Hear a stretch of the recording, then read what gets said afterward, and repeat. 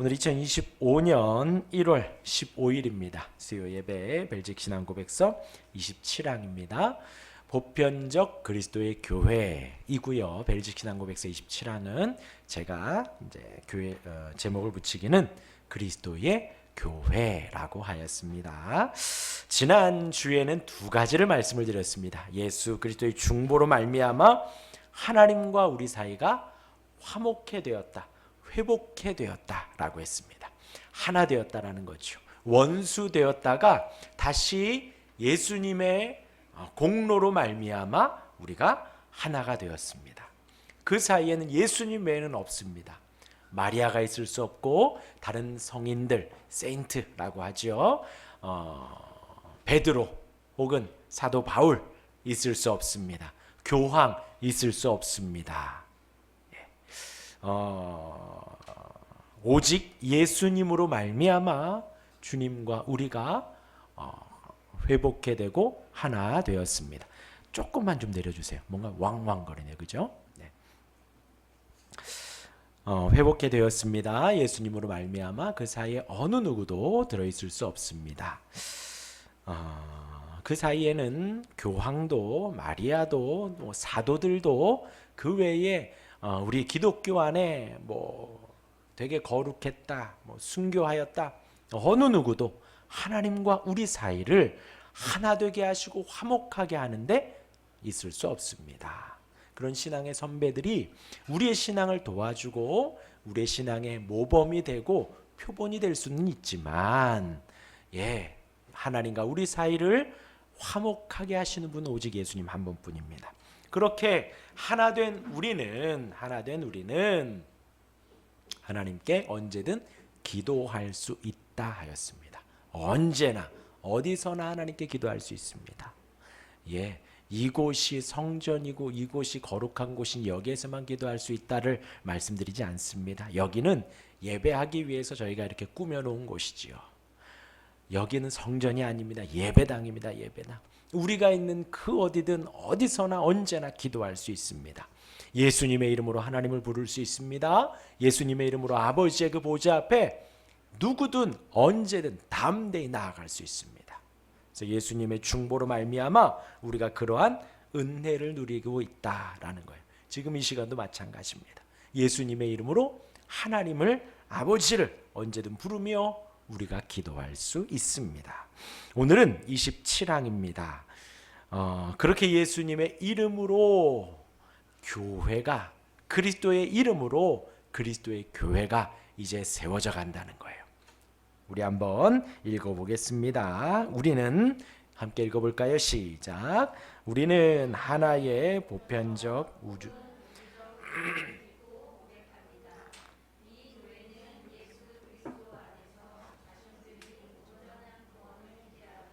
그의 피로 씻음을 받고 성령으로 거룩하게 되고 인침을 받은 참된 기독교 신자들의 거룩한 회중과 모임입니다. 이 교회는 세상의 시작부터 있어 왔으며 세상의 끝날까지 있을 것입니다. 왜냐하면 그리스도께서는 백성 없이 계실 수 없는 영원한 왕이시기 때문입니다. 비록 잠시 동안 아주 미미하게 보이고 인간의 눈에는 거의 사라진 것처럼 보일 때도 있지만, 이 거룩한 교회는 온 세상의 분노에 맞서 하나님에 의해 보존됩니다. 이와 같이 아합의 폭정 동안에도 주께서는 바알에게 무릎을 꿇고 절하지 아니한 7,000명을 자신을 위해 남겨두셨던 것입니다. 더구나 이 거룩한 교회는 한 특별한 장소나 어떤 사람들에게 한정되거나 제한되지 않고 전 세계에 퍼져 있고 흩어져 있습니다. 그러나 이 교회는 마음과 뜻으로 한 분이시고 동일하신 성령 안에서 믿음의 능력으로 결합되고 연합되어 있습니다. 이번 조항은 그리스도를 통해서 믿음에 이어서 그리스도를 통한 교회가 세워지고 있다라는 것을 말씀드리려고 합니다. 교회에 대해서 말씀드리지만 믿음의 조항입니다. 우리는 주일마다, 그리고 오늘 수요일, 금요일 또 새벽에 모여서 사도신경을 고백하며 거룩한 보편적 교회를 믿는다라고 합니다. 거룩한 공교회를 믿으며 사도신경의 마지막 부분에 그렇게 나와 있습니다. 그것이 거룩한 보편적 교회 공교회를 믿는다라는 말과 같습니다. 그래서 이제 우리 이 교회에 대해서 좀 오늘은 나누려고 합니다. 그럼 이 교회의 구성원은 누구일까요? 구성원. 그리스도의 피로 씻음 받고 성령의 능력으로 거룩하게 거듭난 사람들을 이 교회의 구성원들로 모았습니다. 그래서 예수님의 보혈, 예수님의 희생을 우리는 그냥 보고 죽었구나, 예수님이 십자가 지셨구나 하지 않습니다. 나를 위해서 그 희생을 감당하셨고 나를 위해서 십자가 지셨다고 우리 마음 깊이 믿는 것입니다. 그래서 예수님의 거룩한 보혈로, 주의 보혈로 그 은혜로 구속받은 사람들이, 그 은혜로 우리가 속죄함 받은 사람들이 교회의 구성원들입니다. 예수님을 믿는다고 표현하지요. 예수님의 보혈이 우리를 깨끗하게 하고 용서해 준다라는 믿음이 있는 사람들입니다. 그렇기 때문에 교회를 다니지 않는 사람들, 예수님을 믿지 않는 사람들, 우리가 냉정하게 말하면 사단에 속한 그들과는 지금 이 거룩한 보편적 교회는 상관이 없습니다. 교회는 사단의 편에서 하나님 편으로 돌아온 사람들과 관계가 있는 것입니다. 먼저 이 교회는, 여러분들이 모여있는 우리 교회는 삼위 하나님의 사역입니다. 먼저는 성부 하나님, 성자 하나님, 성령 하나님, 우리 삼위 일체 하나님 다 알고 계시죠? 성부 하나님이 어떤 사역을 하셨을까요? 특정한 사람들, 하나님의 택한 백성들을 타락한 인류 전체로부터 생명으로 선택하셨습니다. 기억하셔요. 하나님의 택한 백성들을 하나님이 선택하셨습니다. 하나님께서는 예수님에게 그 택자들을 주셨어요. 사복음서 요한복음에 보면 이 부분이 나옵니다. 아버지께서 예수님께 그 택한 백성들을 다 주셨습니다. 그리고 그들을 위해서 예수님이 십자가를 지신 거예요. 하나님이 세상을 사랑하셔서 독생자를 주셨지만 그 독생자의 희생과 죽음은 누구를 위한 죽음인가? 하나님의 택자들, 하나님이 택한 백성들, 하나님이 정한 자들을 위한 십자가의 죽음이라는 것입니다. 제가 이렇게 장황하게 말씀드리지만 예수님의 십자가 죽음은 누구를 위한 것이라고요? 더 정확히 나를 위한 거라는 거예요. 하나님의 택한 백성인 한 사람 한 사람을 지명하여 부르셨다 했습니다. 재헌이를, 재환이를, 하준이를, 하민이를, 우리 수영이를, 우리 하율이를 하나님께서 부르셨다라는 거예요. 하나님이 택하셨는데 이름을 모르지 않겠죠. 지금 뭐 하고 있는지 다 알고 계시겠죠. 하나님의 지명하여 부르신 그 택자들을 위해서 성부 하나님은 그 택자들을 아들에게 보내셨고 그 예수님이 십자가를 지신 것입니다. 아들을 십자가에 못 박으신 거예요. 그게 성부 하나님의 사역입니다. 두 번째, 예수님의 사역은요, 그 교회들을 모으십니다. 예수님 사복음서에 예수님 어디를 가시든 사람들이 모입니다. 모이면 예수님이 가르치셨지요. 그렇게 택한 백성들을 모으십니다. 지금도 여전히 교회를 모으시는 사역을 하십니다. 진행 중입니다.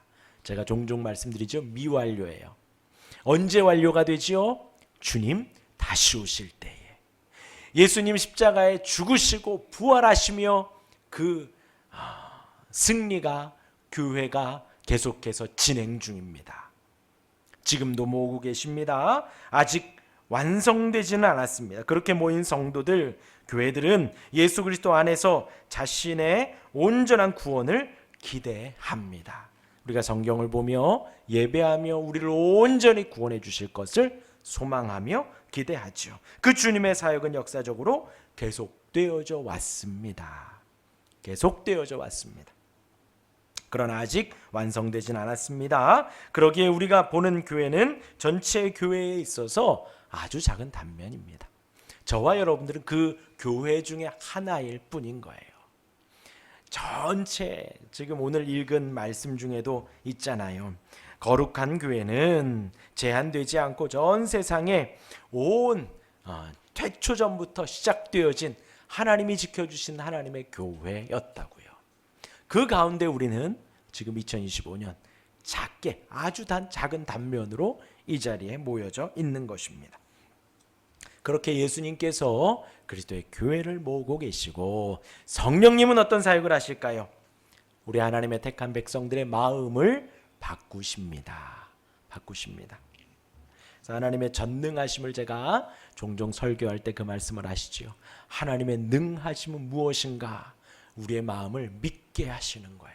우리를 설득하시고 우리를 계속해서 관계하시고 우리의 인생 속에 우리의 삶 속에 우리의 안고 일어서 우리의 머리털 하나까지 세시고 우리의 마음을 다하시며 우리를 가르치시고 혹은 훈계하시며 혼내시며 하나님의 사람으로 만들어 가시면서 우리가 자발적으로 예수님을 믿겠다고 예배하겠다고 주님을 높이는 인생으로 살겠다고 만들어 가시는 사역을 성령께서 하십니다. 택자들의 마음을 바꾸시고 중생시키십니다. 다시 태어나게 하시는 거예요. 교회 안에 정말 거룩한 자들이 있도록 하십니다. 그렇게 하나님의 택한 백성들을 새롭게 하십니다. 변화시키십니다. 성장케 하십니다. 거룩하게 하십니다. 그것이 성령님의 사역이에요. 지금 우리와 함께 하시지요. 우리로 하여금 구별되게 살게 하려고 성령님이 계속해서 우리를 인도하십니다. 그러한 삼위일체의 하나님이 역사하시는 교회, 그 교회는 무엇인가요? 하나님의 백성들이 모인 곳이 바로 교회입니다. 택자들의 모임. 물론 여러분들 한 분 한 분이 성경에서 말하는 성전입니다. 우리가 주의 영이 거하시는 곳이니 우리가 성전이지요. 한 사람 한 사람이 성도입니다. 그 성도들의 모임을 교회라고 하는 것입니다. 어떤 개인이 아니고요. 이 건물이 아닙니다. 장소가 아닙니다. 모임이 교회입니다. 그래서 이제 원어의 뜻을 보면요. 퀴리오스라는 말 이렇게 들어보신 적이 기억이 있어요. 그 퀴리오스라는 말에서 파생돼서 퀴리오스가 주님이라는 뜻이거든요. 주님이라는 뜻인데 거기에서 파생되어서 퀴리아케라고도 합니다. 그래서 주님의 것, 주님께 속했다. 교회는 누구의 것이라고요? 주님의 것이라는 거예요. 우선 그런 의미가 있지만 보편적으로 잘 쓰지는 않아요. 보편적으로 쓰는 말은 뭐냐면 신약에 와서 에클레시아 이 말도 좀 들어보셨을 겁니다. 직역하면 어떤 목적을 위해 불러 모은 사람들이 직역하면. 그래서 고대 그리스에서는 정치적인 모임도 이 에클레시아라고 했다고 하더라고요. 시민들의 집회도 에클레시아라고 합니다. 그러면 예수님이 사용한 그 에클레시아는 뭐예요? 예수님의 이름으로 모인 것이지요. 예수님을 중심으로 한 모임입니다. 예수님을 반석으로 기반으로 한 모임이 바로 그 에클레시아, 그 모임, 교회라는 의미를 담고 있지요. 언제 쓰셨는가? 마태복음 16장 16절에 여러분들 다 아셔요. 주는 그리스도시요 살아계신 하나님의 아들이십니다. 예수님이 제자들에게 질문했죠. 너희는 그럼 나를 누구라고 하느냐? 세상 사람들은 선지자라고도 하고 랍비라고도 하는데 너희는 나를 누구라고 하느냐? 주는 그리스도이십니다. 주는 살아계신 하나님이십니다. 주는 살아계신 하나님의 아들이십니다. 라는 고백을 했을 때 예수님이 마태복음 16장 18절에 이렇게 말씀하십니다. 우리 같이 읽을까요? 또 내가 시작. 또 내가 내게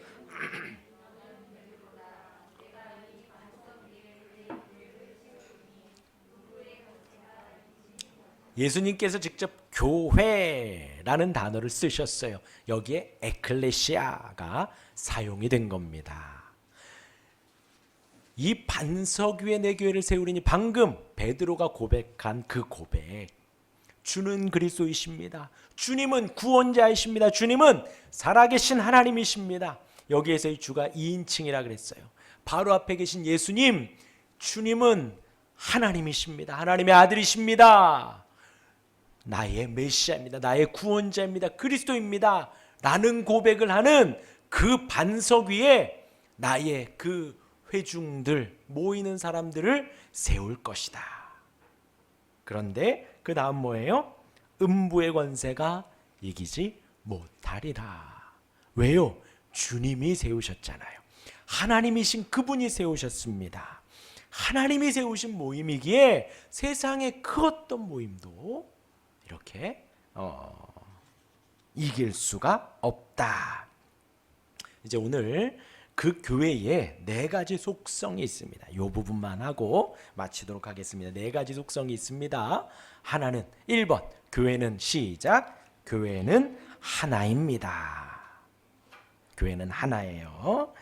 교회가 하나라는 신앙 고백은, 여러분 착각하지 마세요. 우리가 보고 고백하는 것이 아닙니다. 하나님이 세우신 교회를 세우신 교회, 성경을 고백하고 사도들의 가르침 속에 있는 이들을 교회라고 합니다. 그리고 그 하나님께서 태초 때부터, 인류가 시작할 때부터 계속해서 만드시고 지켜오신 그 하나된 교회를 보고 교회는 하나라고 말을 하는 거예요. 우리가 보니 여기도 있고 저기도 있고 지축충인 교회도 있고 뭐 어디도 있고, 제가 일부러 지명을 썼어요.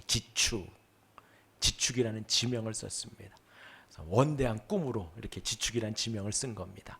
온 세상에 있는 하나된 교회 속에 우리 지축동에 있는 주의 교회, 충성된 증인만을 증거하는 교회 한 것이에요. 그런데 하나님이 세우신, 성경이 말하고 있고 성경을 배우고 사도들의 가르침 속에 있는 그 하나된 교회를 말을 하는 것입니다.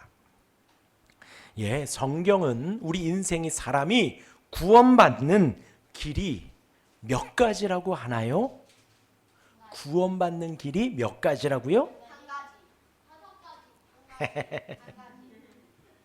한 가지죠, 한 가지. 오직 다른 이로서는 구원을 받을 수 없다라고 했습니다. 이렇게 가르치는 곳 있으면 빨리 나오셔야 돼요. 이렇게 가르쳐도 안 됩니다. 이렇게도 안 돼요. 오직 한 가지예요. 오직 한 가지. 다른 이로서는 구원을 얻을 수 없습니다. 예수님 말씀하셨죠. 내가 곧 길이요 진리요 생명이니. 얼마나 감사해요. 우리는 이 세상에 다른 걸 알아볼 필요가 없습니다. 오직 예수님만이 길입니다. 예수님만이 진리입니다. 예수님만 따라가면 돼요. 예수님만 배우면 됩니다. 예수님만 우리 마음에 두면 돼요. 생명이니 나로 말미암지 않고는 아버지께로 올 자가 없느니라 분명하게 말씀하셨습니다. 구원받을 길은 오직 하나입니다. 그 예수님을 믿는 교회만 있을 뿐입니다. 지난주에도 말씀드렸다시피 어떤 성인들을 의지하는 단체가 있습니다. 마리아를 의지합니다. 또는 예수님도 믿는다 그래요. 그리고 이 시대의 구원자도 믿는다고 합니다. 그런 곳은 교회라고 하지 않습니다. 예수님 외에 또 다른 구원을 말하고 있기 때문에 그러해요. 그러하기에 하나된 교회 안에 저와 여러분들, 우리는 매주일 교회 안에서 함께 모입니다. 예수님을 구주로 고백하는 이들이 모여서 우리가 이 시간 예배하죠. 그렇게 우리는 현실 안에 있습니다. 주님이 세우신 그 교회 안에 우리가 이 자리에 모여 있는 거예요. 주님의 이름을 높이지요. 주의 바른 말씀이 선포됩니다. 교회에서는 말씀이 선포되는 곳이 교회예요. 성경이 가르쳐지는 곳이 교회입니다. 그리고 그 내용을 정리하여서 성경이 이런 뭘 말합니다 하는 것이 바로 교리예요. 그래서 우리는 수요일 날 이렇게 교리 공부를 하지요. 이것을 잘 배워서 성경이 이것을 말하는 거라 여러분들이 인생 속에 무릎을 치시면 됩니다. 우리가 그때 배웠었지, 여기에 이렇게 나오는구나, 그러시면 되는 거예요. 이러한 교회의 실체를 저와 여러분들이 매 주일마다 경험하는 거예요. 그곳에서 함께 찬송하고 기도하고 말씀을 듣고 또 우리 한 달에 한 번 성찬식 하죠. 한 잔에서 한 떡을 먹고 마십니다. 전 세계 어디든 이것은 똑같다는 거예요. 메시지가 같다는 것입니다. 아시겠죠? 교회의 단일성, 곧 하나라는 것을 의미합니다. 그러하기에 우리가 서로 하나 되는 것은 주님의 명령인 거예요. 주님이 이렇게 하나 되게 하셨으니 저와 여러분들 우리가 그 하나됨을 잘 지켜가야 하는 것입니다. 잘 지켜가야 하는 거예요. 그것이 주님의 명령이고 소명입니다. 그러하기에 매주일 경험하는 단일성, 하나됨, 구원자 예수님을 고백하는 이들의 모임, 이 안에서 그 하나된 교회를 우리가 경험하며 살아가는 거예요. 서로 격려하고 서로 성장하기를 바라고, 그렇게 하나된 교회를 우리가 함께 힘써 지켜갈 수 있는 우리가 되기를 바랍니다. 예, 그래서 주님이 우리 가운데 거하신다 그랬죠. 거하신다고. 제가 요즘에 이 거한다는 말씀이 너무 절절히 와닿아요. 주님이 우리와 더불어 살아가시는 거예요. 우리와 더불어 살아가십니다. 같이 살아가는 거예요. 여러분들 가족들과 사는 것처럼, 배우자와 살고 자녀들과 살고 가족들과 살아가는 것처럼 주님이 우리와 더불어 함께 살아가는 거예요. 좋은 날도 있고 주님의 말씀이 깨달아지는 날도 있고 잘 안 깨달아지는 날도 있고요. 멍한 날도 있고요. 우리 이 교회 안에서 하나님이 하나 되게 한 우리가 함께 거하며 살아가는 것입니다. 서로 격려하고 서로 세워주고 서로 성장해 가는 거예요. 주님이 하나 되게 한 교회는 하나입니다. 두 번째, 교회는 뭐라고요? 거룩합니다. 거룩합니다. 거룩하다라는 것은 구별되었다라는 거예요. 구별되었다. 우리가 어떻게 구별되었나요? 저와 여러분들은 성령으로 구별되었습니다. 곧 한 번 태어나 우리가 이 세상에서 살아가죠. 이 세상에서 살아갑니다. 근데 우리가 교회 안 다니는 저 사람들과 다른 것이 무엇이요? 성령 안에 우리가 거듭난, 다시 태어난 거예요. 그것이 성령님의 사역이라고 아까 말씀드렸지요. 교회는 이러한 거룩을 특징으로 합니다. 성령께서 우리 안에 새롭게 해 주셨기 때문에 우리의 생각과 우리의 마음은 세상 사람들과 달라요. 다시 태어났기에 우리가 추구하는 바, 우리가 사는 목적이 다 다릅니다. 우리는 주님만 바라며 살아가요. 하나님의 영광을 위해 살아갑니다. 우리가 숨 쉬는 것도, 우리가 물을 마시는 것도, 우리가 밥을 먹는 것도 다른 이유가 아니에요. 하나님의 영광을 위함입니다. 그게 거듭난 사람의 특징이에요. 거룩하게 구별됐다라는 것이지요. 그리고 우리는 무엇으로 구별되었는가? 그리스도의 피로 의롭게 되었다라는 것입니다. 우리의 죄 용서함을 받고 하나님이 의롭다 칭함받은 사람들입니다. 교회는 그런 거룩한 사람들의 모임입니다. 예수님의 보혈로 거룩하여지고 의로워지고 성령으로 거듭난 사람들이 모여 있지요. 그 거룩함은 우리의 삶 속에 나타납니다. 우리의 삶 속에 나타나는 거예요. 여러분들 이 수요일 저녁에도, 오늘 낮에도 밖에 나가면 오늘 춥더라고요. 유독 춥더라고요. 춥지만 우리가 이 자리에 나오고요. 힘들고 어렵지만 우리가 이 자리에 나와요. 그게 바로 거룩함이거든요. 세상 사람들과 생각이 다르고 삶이 다른 거예요. 그것이 거룩함이고요. 또한 우리가 살아가며 주의 의가 드러납니다. 주의 의가, 주의 오름이 드러나는, 우리의 언행을 통해서, 우리의 삶을 통해서 주님의 거룩함이 드러나는 거예요. 세상 사람들과 똑같이 대응하지 않아요. 똑같이 살아가지 않습니다. 우린 좀 더 인내하고 좀 더 참고요, 품어주고 포용하고 섬겨주는 거지요. 그것이 바로 거룩함이에요. 에베소서 5장 25절에서 7절까지 보면요, 남편들아 아내 사랑하기를 그리스도께서 교회를 사랑하시고 그 교회를 위하여 자신을 주심같이 하라. 이게 거룩함이에요. 구별됨이에요. 남편들이 아내를 사랑함이 주님이 교회를 사랑하는 것처럼 하라는 것이지요. 이는 곧 물로 씻어 말씀으로 깨끗하게 하사 거룩하게 하시고 자기 앞에 영광스러운 교회로 세우사 티나 주름 잡힌 것이나 이런 것들이 없이 거룩하고 흠이 없게 하려 하심이라. 주님이 우리를 거룩하게 하셔서 우리의 삶이 거룩하게 살아가는 것이 가정에서부터 시작해서 이 에베소서 5장에서 보면 모든 다방면에서 나타납니다. 종이 상전에게, 상전이 종에게 그런 성령의 충만함을 말해주거든요. 거룩함이 이 교회의 거룩함에서 이제 우리의 삶의 거룩함으로 나타나는 거예요. 의로움으로, 구별됨으로요. 그러하게 교회가 거룩한 것은 신비입니다. 왜요? 저와 여러분들 우리는 연약하거든요. 부족하거든요. 여전히 연약하고 부족합니다. 그렇기 때문에 이 거룩함은 우리의 행함에 따라 교회는 거룩하다라고 말하지 않는 거예요. 주님이 우리 안에 계시기 때문에 아까 말씀드렸지요. 주님의 보혈로 용서함 받은 이들이 거룩한 거예요. 성령으로 거듭난 이들이 거룩한 거지. 우리가 행동이 어떠하여서 거룩한 교회라고 말하는 것이 아니다라는 거예요. 그렇다고 우리가 두 손 놓고 살지 않지요. 그 은혜를 아는 사람은, 그 주님의 사랑을 아는 사람은 그 거룩함을 쫓아 살아가는 거예요. 거룩함을 따라 살아가려고 노력을 합니다. 그것이 성도의 거룩함, 교회의 거룩함, 주님의 선물이며 우리의 사명입니다. 이어서 세 번째, 교회는 뭐라고요? 보편적입니다. 보편적. 보편적이라는 말은 우주적이라는 말이에요. 세계적이라는 말. 아까 하나입니다 라는 말과 조금 비슷하지만 조금 다릅니다. 전 세계적이라는 것은, 보편적이라는 말은 유일한 하나의 개념인데 누구에게나 교회가 항상 열려 있다라는 뜻이에요. 보편적이라는 뜻입니다. 어떤 특별한 이가 만든 것도 아니고 특별한 사람들만 모이는 것도 아니다라는 거예요. 유대인이나 헬라인이나 아니요. 백인이나 흑인이나 상관이 없다라는 것이에요. 미국인이나 유럽인이나 아시아인이나 상관이 없습니다. 누구나 어느 한 인종이 독점할 수 있는 것이 아니에요. 이것이요, 예수님의 십자가 때문에 된 것이 아니라 성경을 보면 어느 누구에게나 다 하나님은 열려 있었어요.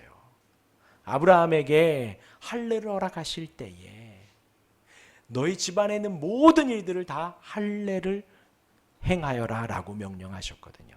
이방의 객이라도, 이방의 종이라도 다 할례를 행하라는 거예요. 성경은 다 누구에게나 원래 보편적으로 열려 있었습니다. 그런데 아브라함의 자손들이 자신들만 선민이라고, 특권 계층이라고, 하나님이 우리만 택하셨다고 하는 잘못된 생각이 퍼진 것뿐이지요. 뿐이지 교회는 누구에게나 다 열려 있습니다. 인종이나 언어나 남녀, 성이나 나이, 나이 그와 상관없습니다. 갓 태어난 아이도 우리가 유아세를 주고 교회의 일원으로 받아주지요. 사회적 지위 등등에 제한되지 않습니다. 저희 이제 예전에 학생 때 큰 교회 다녔었거든요. 큰 교회 다닐 때 제 학생 때 꼭 선거철이 되면 그 넥타이 메고 이렇게 후보들이 와서 인사를 하더라고요.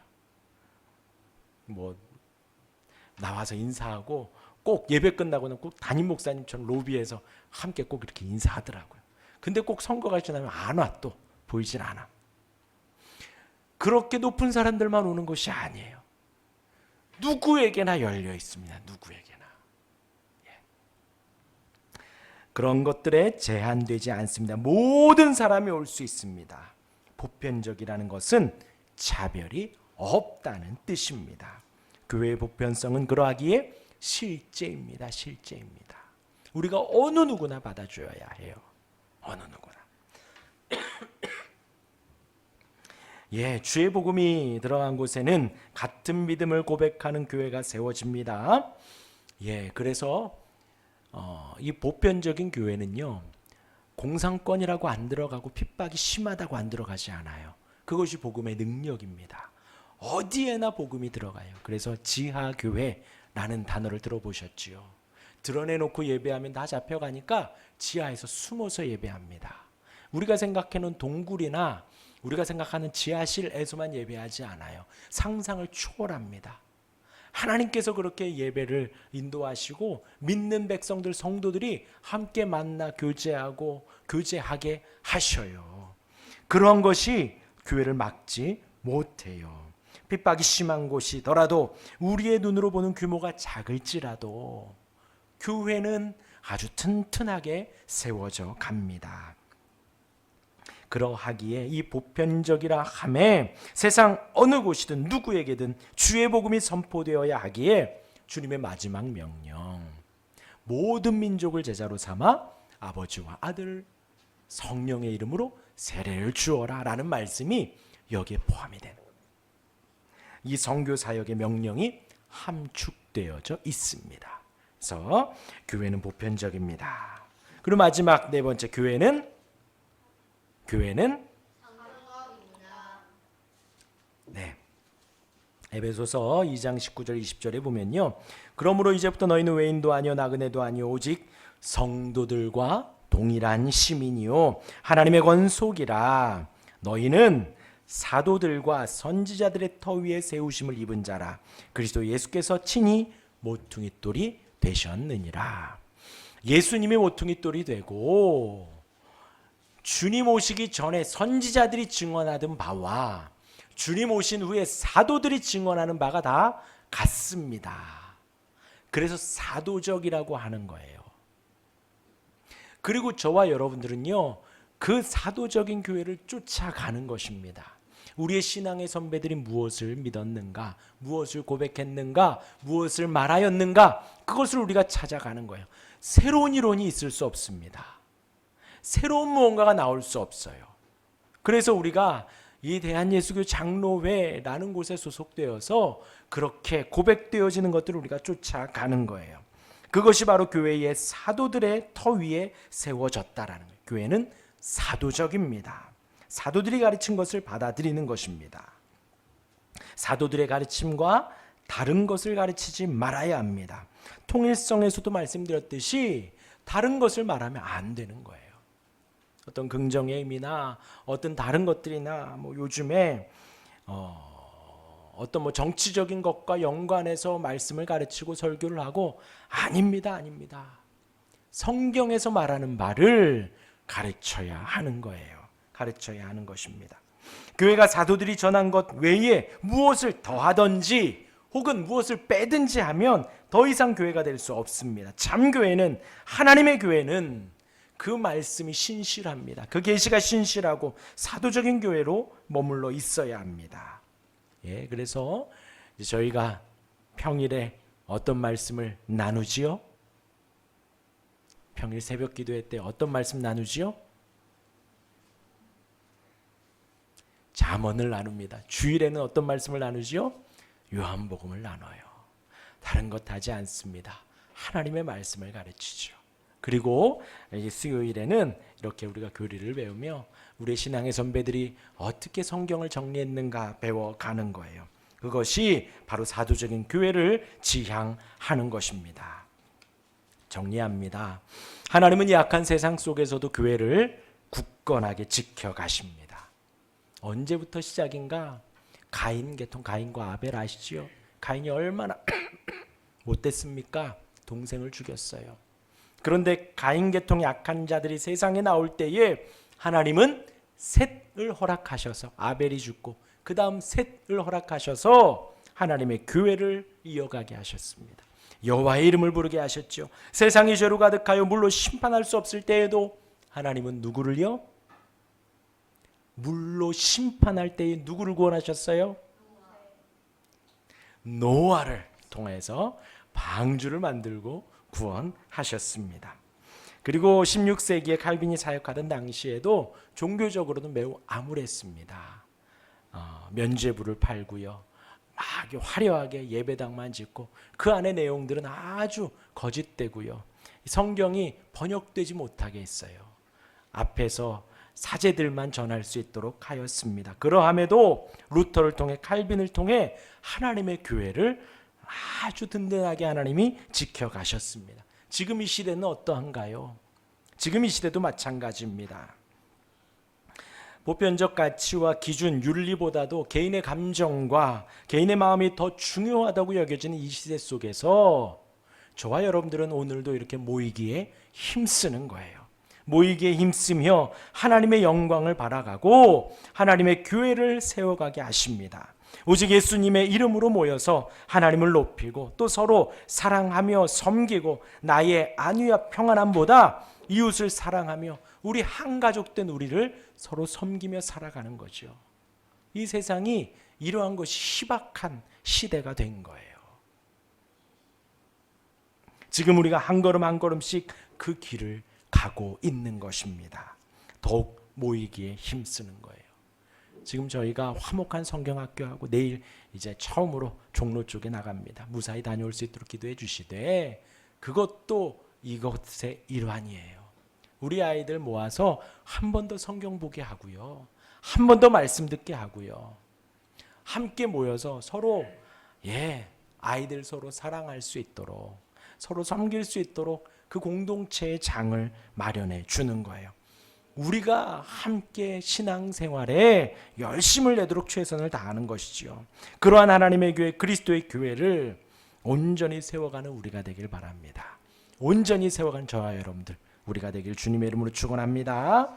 아멘.